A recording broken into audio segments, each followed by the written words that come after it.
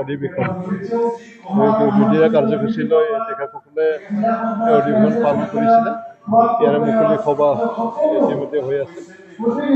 ইয়াত আহি ভাল লাগিছে। আজি গড়েশ্বৰ ব্লক কমিটি বহুত ষ্ট্ৰং। আজি ইয়াৰ পেৰেণ্টছে হওক, ইউথে হওক, মহিলাই হওক, PSU সকলোৱে মিলি পেলে এই অধিৱেশন পালন কৰিছে। ইয়াত হাজাৰ হাজাৰ মানুহ সমবেত হৈছে। গতিকে যোৱা BTC নিৰ্বাচনত গড়েশ্বৰ সমষ্টিত মহেশ্বৰ বসুমতাৰী ডাঙৰীয়াই জিকিছিলে আৰু ইয়াৰ দ্বাৰা বুজা যায় BPF এই গড়েশ্বৰ সমষ্টিত বহুত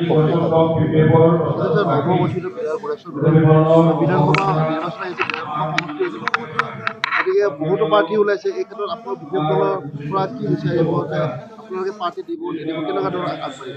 স্যাৰ যদি মিত্ৰ থাকে স্যাৰ, মিত্ৰ থাকিলে আপোনালোকে প্ৰাৰ্থী আগবঢ়াব নকৰে? মিত্ৰ দল থাকিলে আমি NDAতে আছো। এইটোকে আমি কৈ আছো। গড়েশ্বৰ সমষ্টিৰ ভিতৰত আজি 3টা কাউন্সিল সমষ্টি আছে। গড়েশ্বৰ নতুন যিটো 44 গড়েশ্বৰ বিধানসভা সমষ্টি, তাৰ ভিতৰত আজি BTC 3টা কাউন্সিলৰ সমষ্টি আছে। যেনেকৈ গড়েশ্বৰ সমষ্টিত আমি জিকিছোঁ, শুক্লাই চেৰফাং সমষ্টিত আমি জিকিছোঁ আৰু নাগৰজুলি সমষ্টিত আমি জিকা নাই, তাত BJP জিকিছে। গতিকে 3টাৰ ভিতৰত BPF-এ 2টা সমষ্টিত জিকিছে।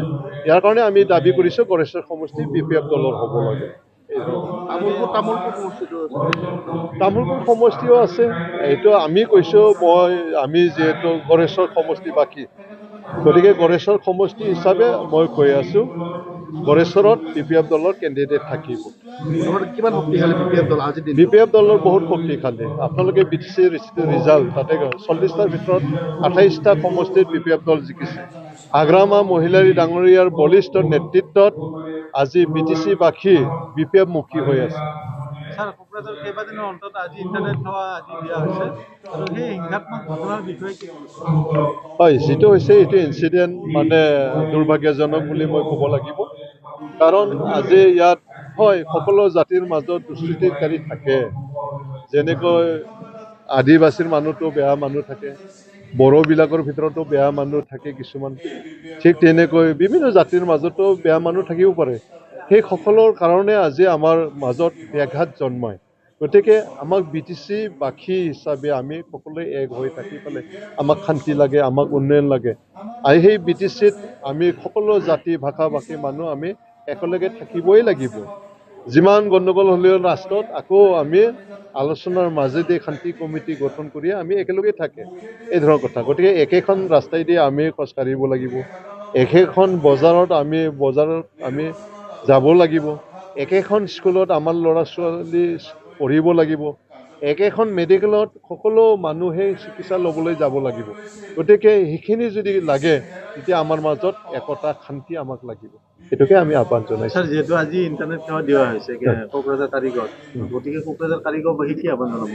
হয়, মই এইটোকে অনুৰোধ জনাইছোঁ যে ইণ্টাৰনেট সেৱাটো হৈছে ল' এণ্ড অৰ্ডাৰ চম্ভালিব নোৱাৰে। কিছুমান মানুহবিলাক নোহোৱা কথাবিলাকক কৈ পেলাই উচতনিমূলক ৰিল বনাই দিয়ে। এইবিলাক মিছা অপপ্ৰচাৰ বেছি হয় কাৰণে এইটো চৰকাৰে ইণ্টাৰনেট সেৱাটো বন্ধ কৰিছিল। আকৌ এতিয়া যিটো শান্তি আহিছে ইয়াৰ কাৰণে আকৌ ইণ্টাৰনেট সেৱা বাহাল কৰি ৰাখিছে। গতিকে আহ্বান জনাইছোঁ সকলোৱে যাতে শান্তিমুখী হওক। ইতিমধ্যে সেইটো ৰিটেণ্ডাৰ হৈ আছে। এবাৰ টেণ্ডাৰ হৈছিলে কিন্তু তাত অলপ বিসংগতি হোৱাৰ কাৰণে আকৌ ৰিটেণ্ডাৰ ইতিমধ্যে চলি আছে। ড্ৰপিং অহা 28 তাৰিখলৈ আছে। কেইদিনমান এক্সটেনশ্যন হ'ব আৰু সেই বক্স খোলাৰ পিছতে যোনে পায় তেখেতক এই কামটো কৰিবৰ কাৰণে দায়িত্ব দিব। ফেব্ৰুৱাৰীৰ ভিতৰত ইয়াৰ কাম আৰম্ভ হ'ব। আমিতো ভাবি আছোঁ যদি NDAৰ লগত থাকে আমি 12টা, যদি অকলে খেলোঁ তেতিয়া আৰু 15টাত 15টাই। দুদিনীয়া কাৰ্যসূচী লৈ পেলাই গড়েশ্বৰ ব্লক BPF-ৰ 8ম বাৰ্ষিক অধিৱেশন আমি অনুষ্ঠিত কৰিছোঁ।